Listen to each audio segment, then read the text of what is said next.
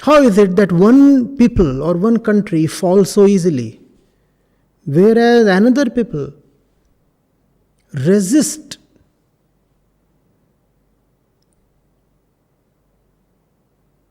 staunchly? How is it that the story of Kashmir in face of oppression is very different from the story of Punjab in face of oppression? Shouldn't you ask these questions? Or should you just become revenge thirsty and start acting emotionally instead of letting your independent discretion operate? Do you want to become a part of a mob and act in a very communal way?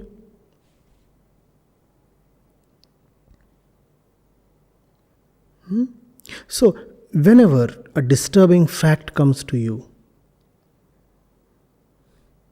use it to learn something more about life and, more importantly, about yourself. It disturbs you because it pricks you at your pain points. And if those pain points exist, it means you have weaknesses. Let the disturbing fact be used to remove your weaknesses. Then you will be stronger. Then there will be no need to yield to oppression. Then there will be no need to escape away from your homeland. Then you will have the courage and the abandon to fight a just battle right till your last breath.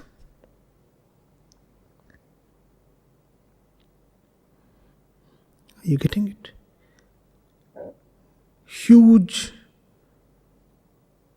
important, and impossible battles are not fought on back of emotions. Emotions are hormonal spikes. They cannot last long. If you want to do something worthwhile in life, you need the power of continuous, timeless understanding. Getting it?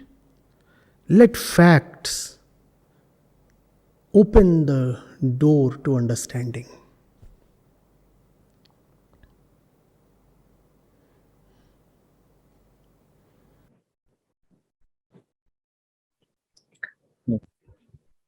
Very well explained that what people like me are feeling when we are getting emotional spikes, and we need to understand, yeah, getting know the fact is really important, but we should control our spikes, emotional spikes. Yeah, so thank you very much for explaining this. Prasad Racharla. The question says, Namaskar Acharya ji, when there was a discussion regarding Ukraine and Russia and regarding Kashmir files, what I had in my mind was that I don't have knowledge, information on current affairs, social activities in the world.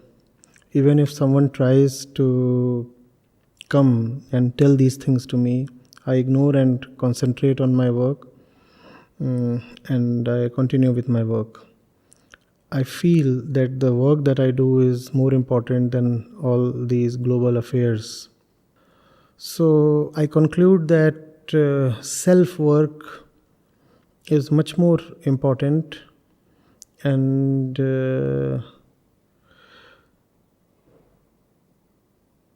only that much of worldly knowledge is needed that enables me to do my own work. Is my understanding correct? to the extent that it tells me of your devotion to your work. To that extent, I admire what you have written. That you want to be so solely immersed in your work. I don't know what your work is. I hope it's a noble work. That you want to not just be immersed, you want to be marinated in your work. You want to you want to soak in your work so that you don't need to know of anything. And that's honorable.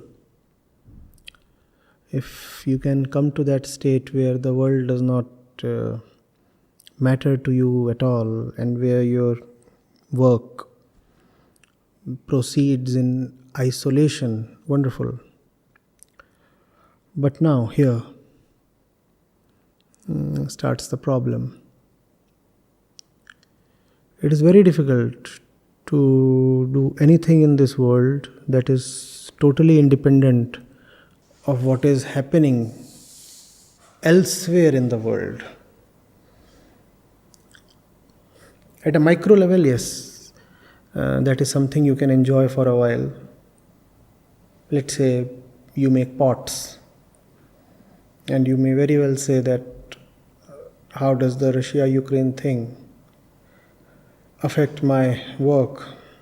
I make great pots, and I put spiritual quotes on the pots, mugs, jugs, containers that I make. Mine is a beautiful work dedicated to the truth. I don't need to be bothered about Afghanistan or Ukraine. You can say that, and what you are saying will serve you indeed for a while. But a point will come when this kind of watertight separation between the global happenings and your micro field of work will no more be sustainable. Right? So, as long as you can continue to celebrate in your isolation, wonderful. But you won't be able to sustain it for long, because everything is related definitely to everything else. One day a bomb may shatter all your pots,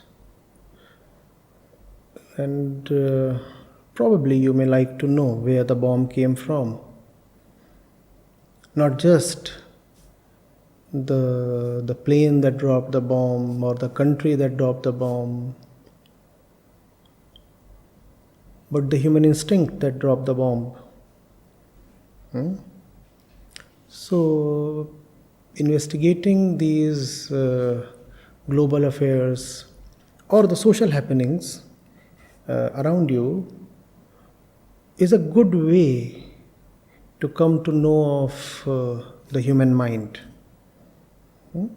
That's the reason why you must have knowledge. The Upanishads put it very unambiguously. The one who has worldly knowledge but no self-knowledge falls in a deep well.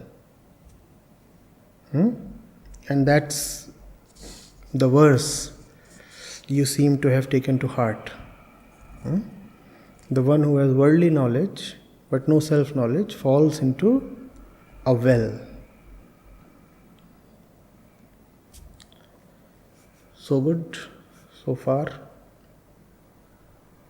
And then the very next verse, it says, the one who has self-knowledge without worldly knowledge falls into a well even deeper.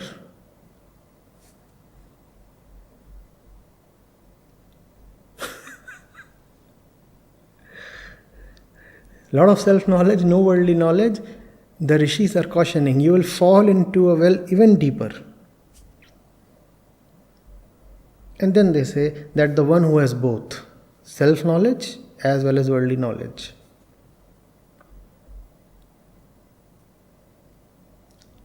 crosses over death and attains immortality. Which means now nothing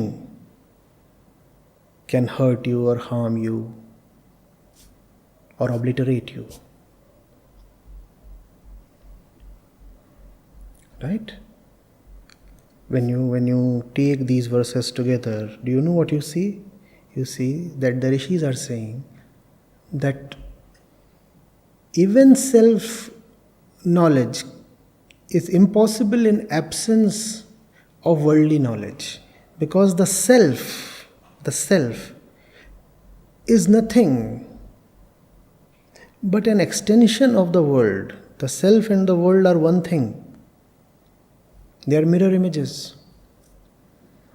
That which you call as a self comes almost completely from the world. How will you know the self if you do not know the world?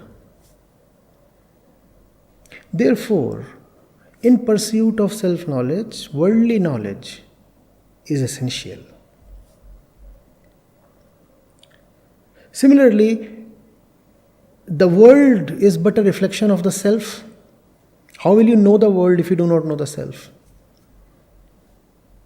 So to the scientists, the rishis of the Upanishad will say, "O scientist, have some self-knowledge." Because you can never be a good scientist if you do not have self-knowledge. And to the spiritual seeker, the meditator, the rishis will say, "Son, do not just sit enclosed in your dark cave, in your internal world. See how the world lives. Have knowledge. Know the ways of the world. See how the institutions operate. See how societies live. See how communities interact with each other. See how nations behave with each other. See how men and women behave with each other.